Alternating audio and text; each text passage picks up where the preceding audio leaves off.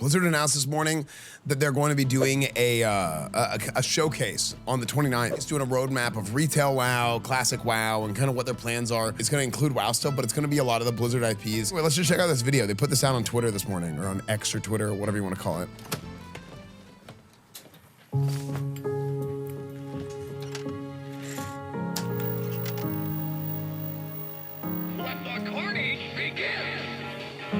Wait, this is sick. The Super Nintendo W nostalgia play. Always go for the nostalgia play. Diablo 2, the beige PC. I want to build a PC like this. I want one of this so bad. Look, StarCraft 1, Brood War. Lieutenant Kerrigan reporting. Everyone pours themselves into their craft. Okay, it's a good video. Oh my gosh. I remember this keyboard. I had one of these keyboards. And now you dare enter my realm.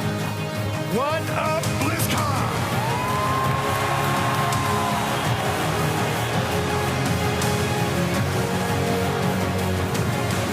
Gore Howl. Is that the problem when it's Hearthstone? I'm warming your frozen beards by the fire. Wait, this is a good video. Never accept the world as it Highguard. seems to be. Highguard is here. Dare to see it for what it could be. The craft that goes into these games, you cannot manufacture that kind of greatness. It's got to still come from the human heart and the soul. Off we go.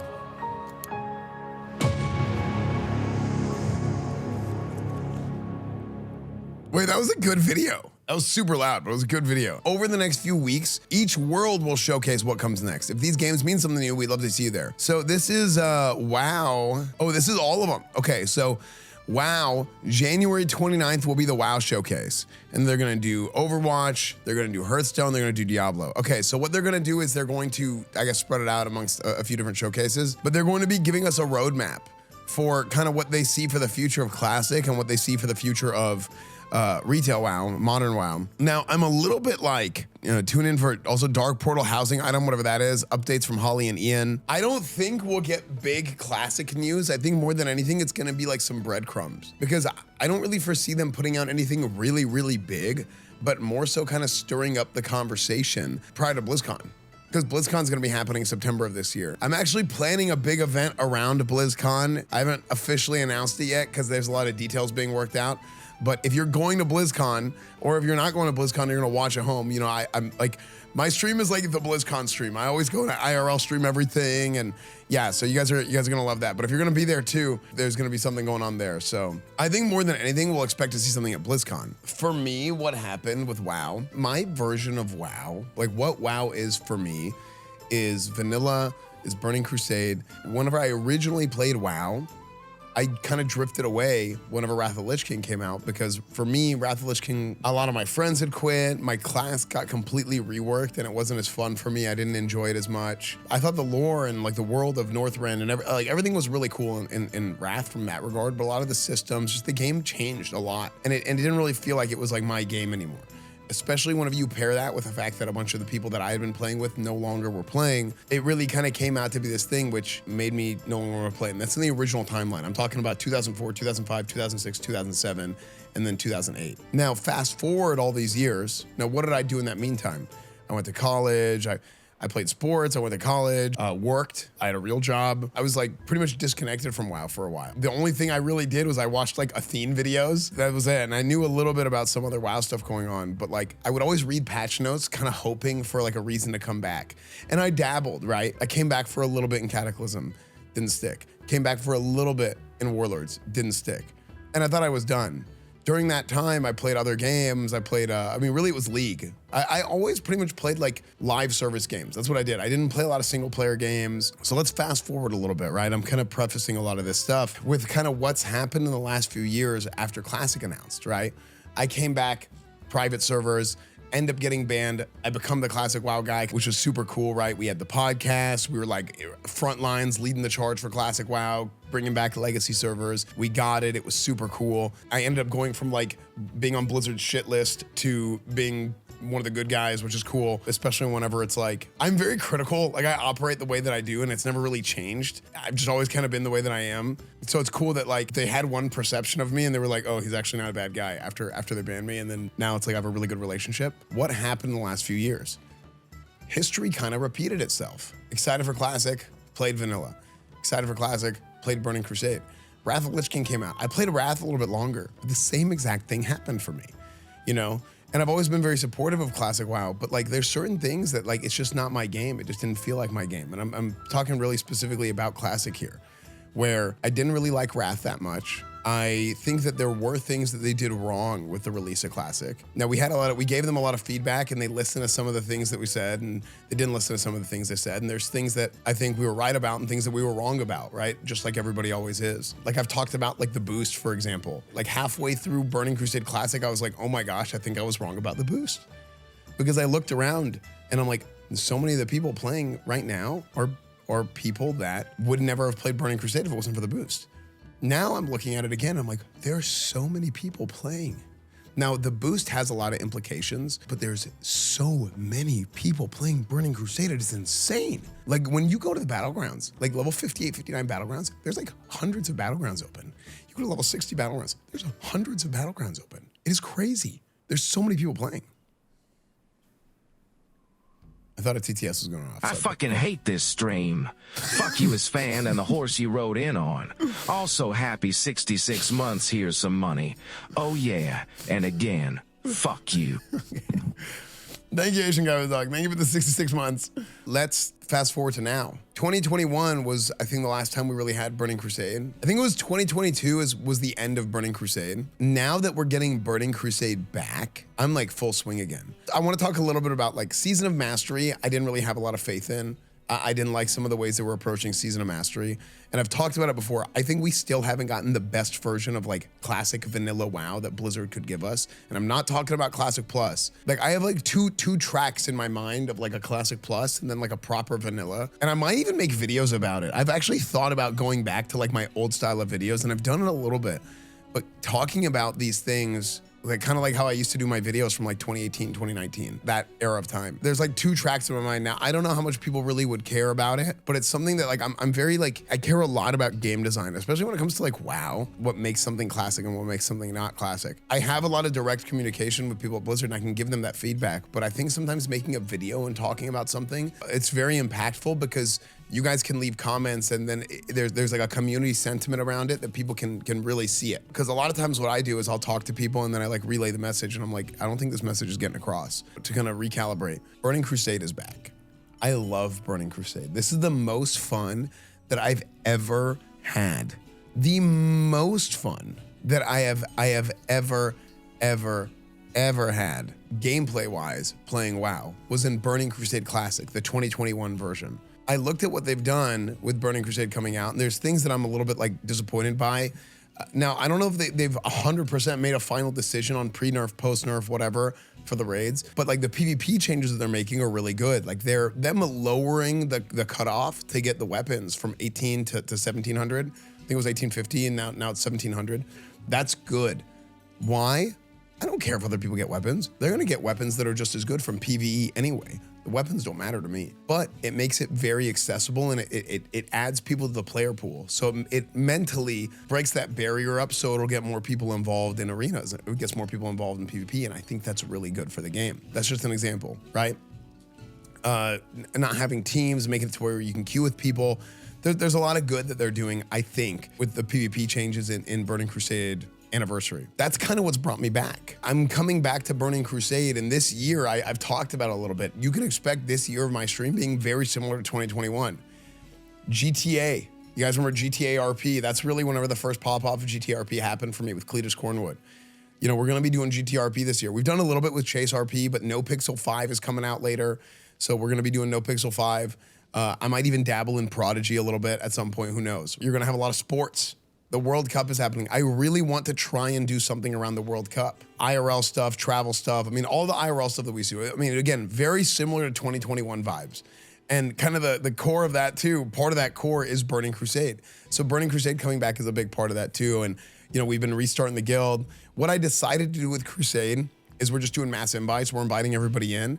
And then you would fill out the guild application, because the guild application is as much of a sense as it is like an actual application. There's like very few actual questions that I'm looking at there that's like, okay, this guy's a no-go. Because most people will weed themselves out by like looking at the application and being like, okay, like, do I want to be in this guild or not be in this guild? That's pretty much what you're getting. And then I see your availability and like, just get the expectations down and kind of what I deal with. Also this time around, I'm treating the guild a little bit different. I will just kind of probably straight up talk about stuff on stream.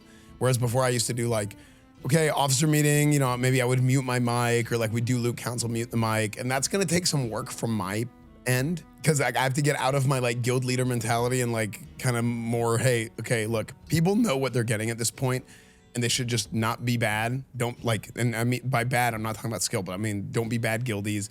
Don't be annoying, don't cause problems. If there's something that I think is an issue that needs to be corrected, I'm just probably gonna talk about it. To kind of like talk about everything, them coming out with this roadmap. Again, January 29th at 9 a.m. PST, 11 a.m. CST, they're gonna be doing a stream or video or something. I'll watch it on stream, I'll react to it, I'll make a video about it if you guys missed the stream. I do expect them to talk about something, because Agrand, if you guys know Agrand is one of the devs. I've met him, I've talked to him before, he's a really good guy, actually, very nice person. Cares a lot, very passionately about WoW. He posted this not too long ago. Here's basically what Agrand said. This is what Agrand said in this post. He talked about why he's been so quiet recently. I feel like Agrand notoriously was like talk shit, get hit dev, where people would like say something stupid and he would respond to them and like kind of very nicely let them know how stupid they are. Which was funny. But he says a few specific things that really stands out here. He's talking about how he went from game production to game design. His job used to be kind of being the middleman between the WoW leadership team, which is like Ian Hazakostas, and then the dev team, which is like the classic team specifically, but like Ian Hazakostas, Holly Longfield, and all them. And his job was like to fit in the middle of that. Like he was like the middleman connection between that. His role has kind of shifted more towards a game design role and the future of WoW Classic as a whole. So if you look at this, my whole focus is dedicated to helping lead the long-term vision for content and narrative on the Classic team while continuing to implement new content. I think this line right here and this line, it wouldn't be appropriate for me to comment on projects like Anniversary and Mop Classic or answer questions about them due to my now reduced involvement there. So if this guy's working for, like, if he's on the Classic team, he's working on game design, you have him not really working on Anniversary and not really working on Mop Classic, and he's leading the long-term vision for content narrative on the Classic team. That really means only one thing. I do think this kind of implies that they are working on some version of a Classic Plus, especially when you pair this with like them talking about wanting to put out this roadmap and whatever, but I don't actually think we're going to get that. I don't think we're gonna get any news about Classic Plus.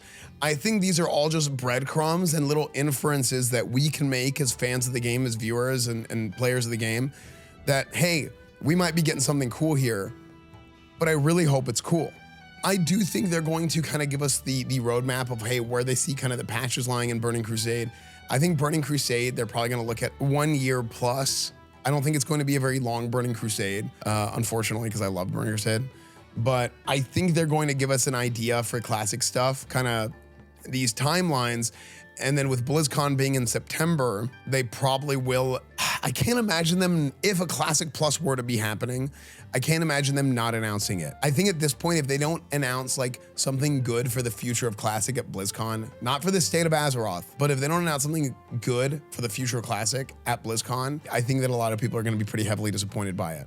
Now, retail has done a lot of good things too recently, to be honest. Things that are like kind of evergreen types of content, like housing.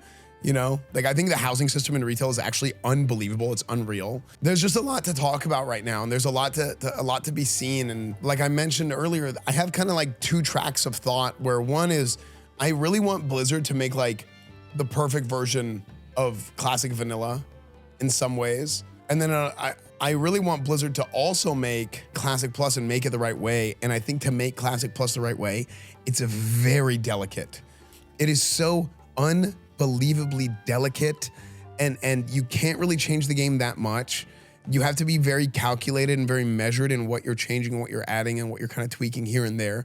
And the general concept of what a Classic Plus should be is, what if vanilla WoW never ended?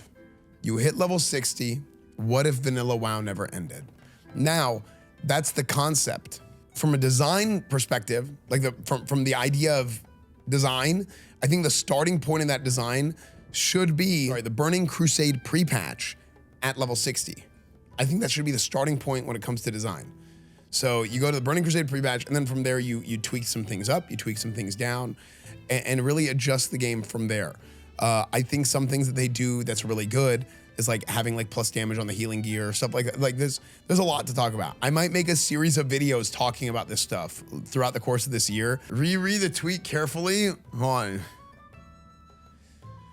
State of Azeroth goes live 29th at 9 a.m. Tune in for modern and classic roadmap, updates from Holly and Ian, Dark Portal housing item, and more.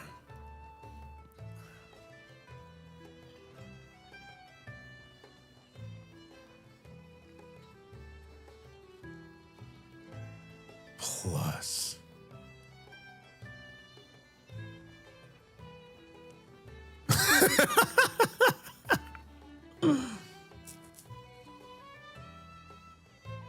I don't think they're gonna tell us anything about Classic Plus. Sod Phase 9. There's so many different little breadcrumbs right now, man. Don't become Half-Life Andes. Dude, Classic Plus people are the equivalent of Half-Life 3 people. It's just the same people. Just always like, just Charlie Schizo meme, always. Anyways, no, I'm excited for the future of Classic WoW, man. That's the bottom line here. The bottom line here is I'm excited for the future of Classic WoW. I'm excited to be back making some WoW stuff. I'm still gonna be doing the variety. I'm still gonna be doing a lot of the other stuff.